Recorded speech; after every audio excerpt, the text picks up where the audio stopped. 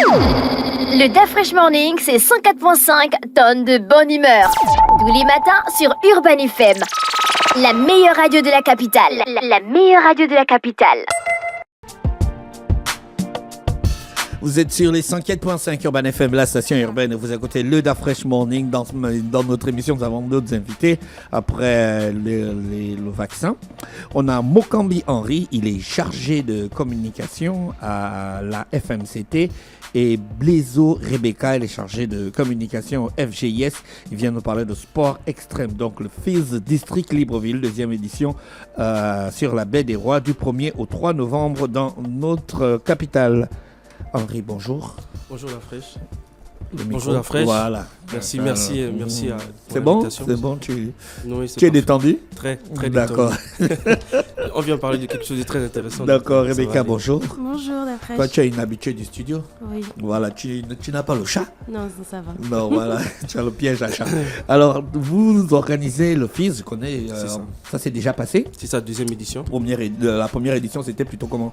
Ça s'est très bien passé, justement. Oui. On avait beaucoup de participants. Vous avez eu beaucoup de participants. C'est quoi exactement le concept? Alors, nous sommes venus effectivement vous parler du FIS District Libreville, deuxième édition, organisée par la façade maritime du Champ Triomphal, filiale du Fonds Gabonais d'investissement stratégique. D'accord. Alors, petit rappel, justement, la façade maritime du Champ Triomphal, c'est une société d'aménagement, notamment en charge de développer le projet de la baie de Rois que vous connaissez, 40 hectares à usage mixte, bureaux, commerce, logement.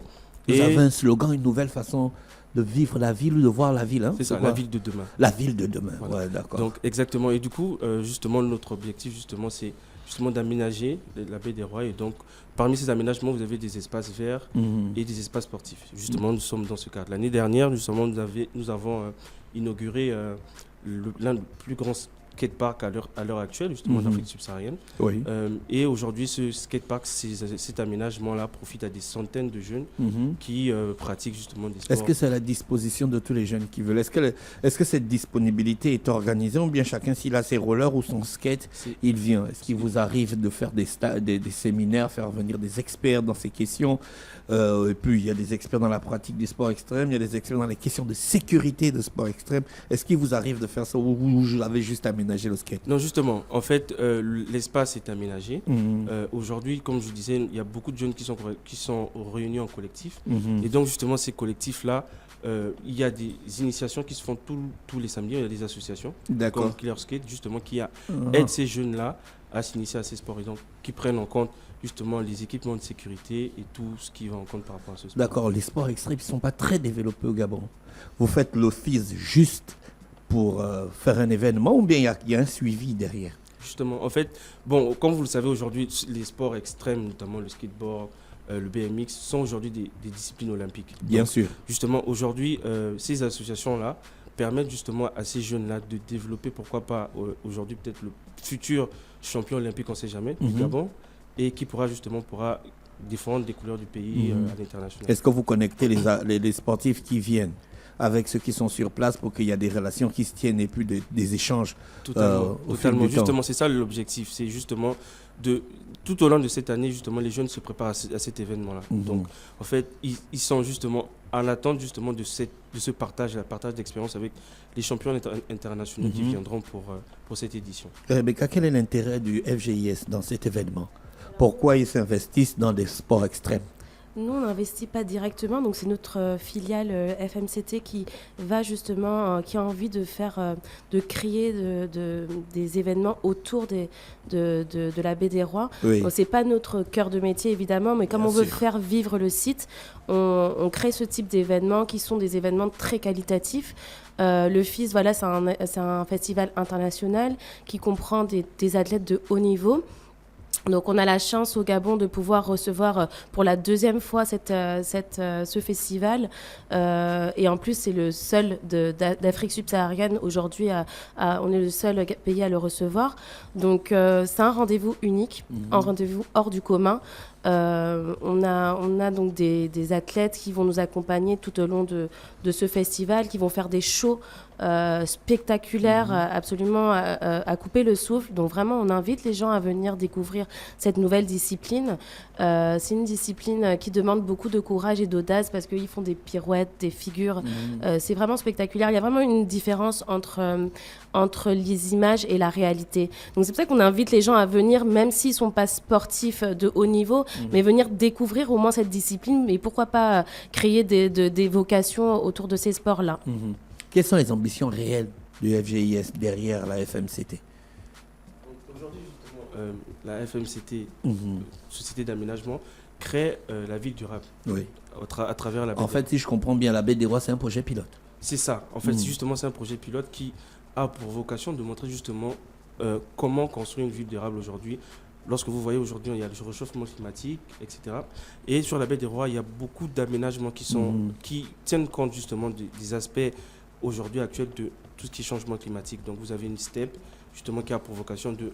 Sur la baie des Rois, il n'y a pas de fosse septique. Donc toutes les eaux qui sont déversées sur la mer sont traitées avant. Vous avez des espaces verts. L'objectif à la baie des Rois, c'est par exemple de planter 3000 arbres. Justement, 3000 arbres en pleine ville. C'est justement... l'objectif, c'est de justement tempérer le climat et de faire en sorte justement qu'il y ait moins d'îlots de chaleur. Donc, le FGIS va aussi financer d'autres événements, hormis ceux de la Baie des Rois, Oui, ou bien vous vous concentrez juste à la Baie des Rois? On a des dates clés comme ça, donc nous, on n'est pas acteur principal, c'est Bien la sûr. FMCT qui gère ce genre d'événements-là. Il y a des grandes dates, c'est pas les seules dates qu'on a, des grands rendez-vous qu'on a, à part le FIS, on a Noël, on a Pâques, on a pas mal de choses qui se passent sur la Baie des Rois. On a bientôt le concours d'art qui va commencer, mais bon, j'aimerais qu'on revienne justement au sujet du FIS. Vraiment, c'est important de préciser que à côté de ça, à côté de ces shows-là, il y aura des initiations, des sessions d'initiation pour les plus jeunes, pour les adultes. Si même vous avez des bases, ou même si vous êtes curieux tout simplement de ce sport-là, vous pouvez venir et en plus être accompagné de ces professionnels pour venir faire vos premiers pas dans ces disciplines-là. Et je voudrais aussi ajouter que le programme sera mis sur nos différentes plateformes Facebook et Instagram pour pouvoir suivre le programme détaillé pour ceux qui sont intéressés d'y participer. Et il y a beaucoup d'autres choses à faire aussi pendant cet événement-là.